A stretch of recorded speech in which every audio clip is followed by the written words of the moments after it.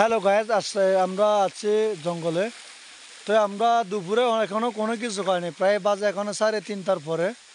তো আমরা বাগানে কিছু হালকা পাতলা কোনো কিছু জিনিস পাই কিনা দেখি, তাহলে আমরা প্রাণ বাঁচাবো কীভাবে ভাই।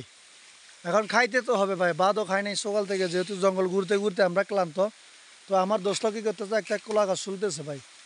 কলা গাছটা ছিঁড়ে পুরো ভাই এখানে কলা গাছের মাংসটা খাবো ভাই। আপনারা ভিডিওটা দেখতে থাকেন, কেননা ভাই জঙ্গলে থাকতে হলে প্রাণ তো বাঁচাতে হবে ভাই। এটা কোনো শহর না যে 10 টাকা দিয়ে আমরা একটা ছানাচুর পাবো বা আমরা একটা পটেটো পাবো, এরকম কোনো কিছু নাই।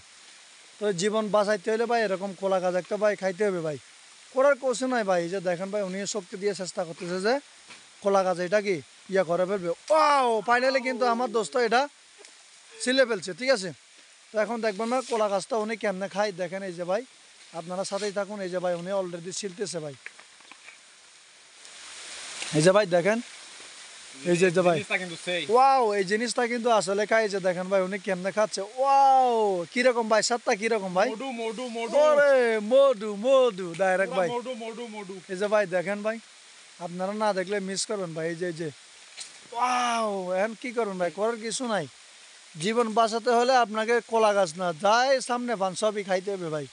কেননা এটা পাহাড়, সবাই ভাই পাহাড়ি হতে পারে না ভাই। পাহাড়ি হতে হলে পাহাড়ে কীভাবে জীবনযাপন করতে হয় এই জিনিসগুলো ভাই শিখে লাগবে। ফাইনালি দেখেন আমরা অনেকটা কচি কলা গাছ পাইছি, আমরা এগুলো খেয়ে এখন বাড়িতে চলে যাবো ভাই।